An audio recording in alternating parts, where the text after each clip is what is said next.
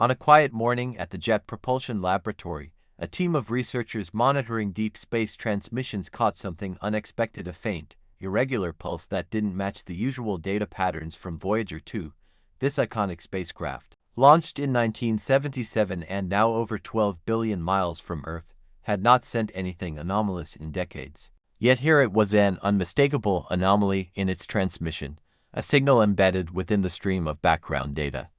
Subtle, but distinct enough to catch the attention of some of the world's most experienced deep space analysts. Voyager 2, the second of the twin spacecraft launched by NASA as part of the Voyager program, had long since left the heliosphere and entered interstellar space. It was expected that its communications would become weaker over time, given the staggering distance and its aging systems.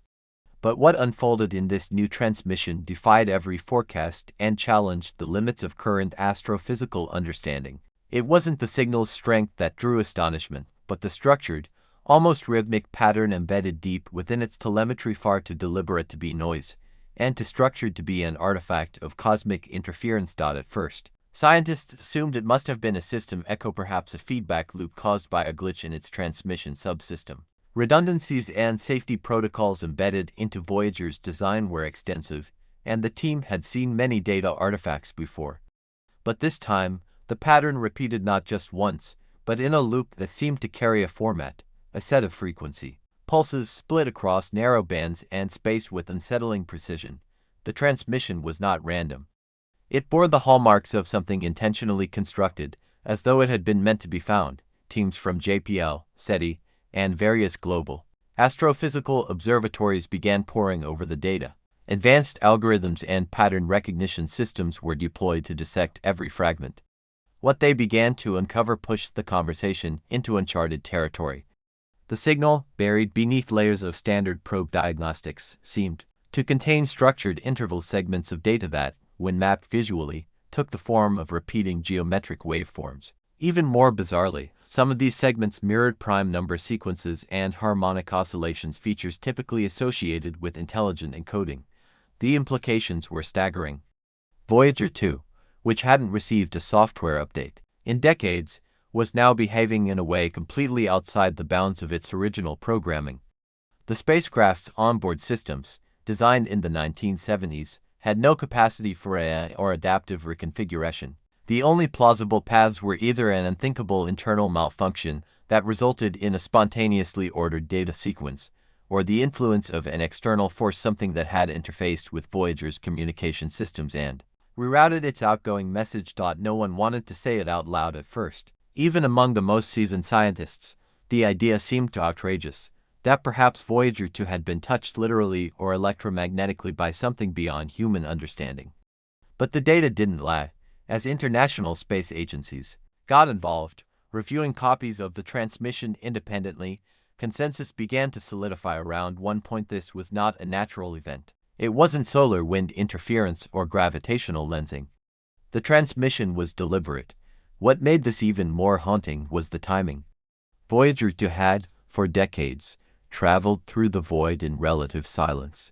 It sent back occasional diagnostics and ambient interstellar data, magnetic field strength, particle readings. Yet nothing, absolutely nothing, had ever indicated the presence of anything unusual around it.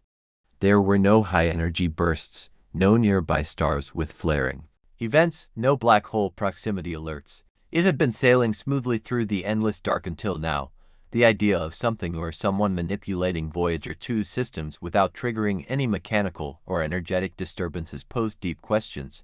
If this was the result of contact, then it had been made in a way that avoided detection by all our existing instruments. No heat, no light, no radiation.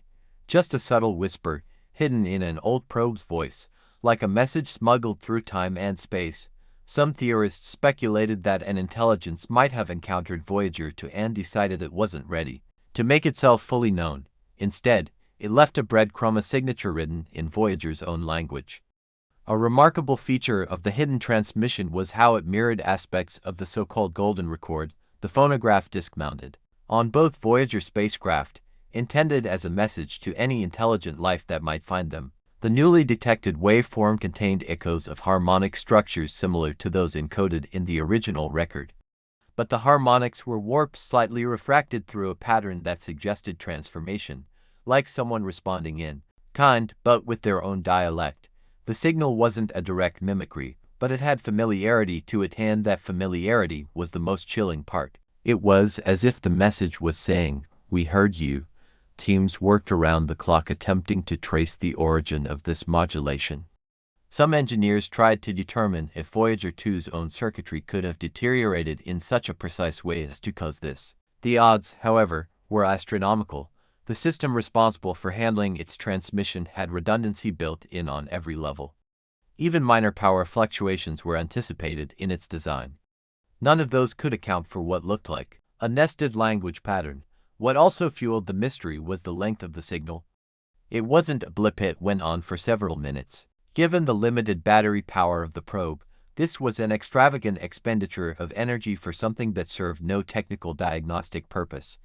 Why had Voyager's systems prioritized this signal, or was it being made to do so?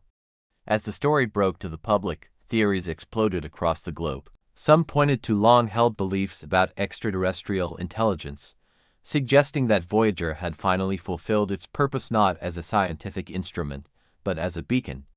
Others speculated that we had misunderstood the nature of interstellar space, that the void was not empty, but filled with forces or entities we had never learned to perceive.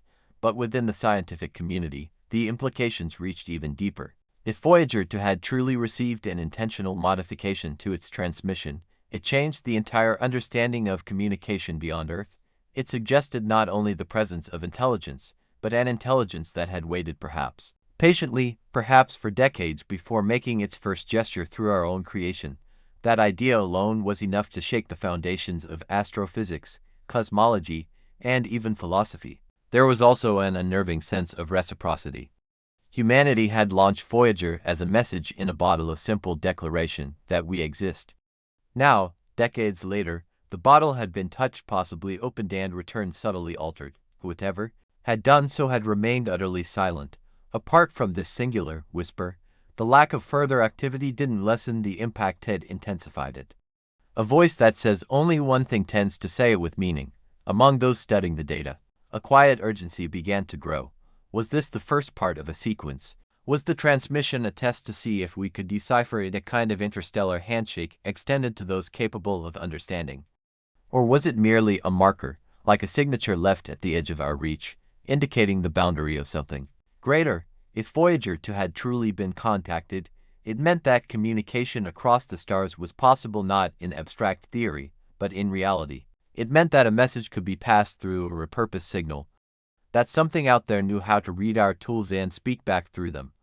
More than that, it showed patience. Whatever had done this had waited for a moment when the world was listening, and had chosen to act not with spectacle, but with precision. That restraint was perhaps the most intelligent signal of all. As further analysis continued, fragments of the message were parsed into what some claimed were mathematical key structures that hinted at non-human logic, yet consistent patterns that could be predicted and extended. Whether it was a code or a symbolic artifact remained hotly debated, but no one could deny that it was real. The data logs from Voyager's communication systems matched across all observatories. The timestamps aligned. The anomalies were present in all redundant recordings. It wasn't a mistake. Engineers are continuing to examine the exact moment the signal began, looking at Voyager's path, its relative position in space, and any nearby celestial phenomena that could have triggered an interaction. Nothing out of the ordinary has yet been found. But there's an odd poetry to the fact that Voyager, now drifting in the most distant dark, may have been found before we found anything else. The event has also reinvigorated debates over the ethics and risks of broadcasting messages into the cosmos. For decades, humanity has debated whether to send out strong signals or remain quiet in the cosmic forest.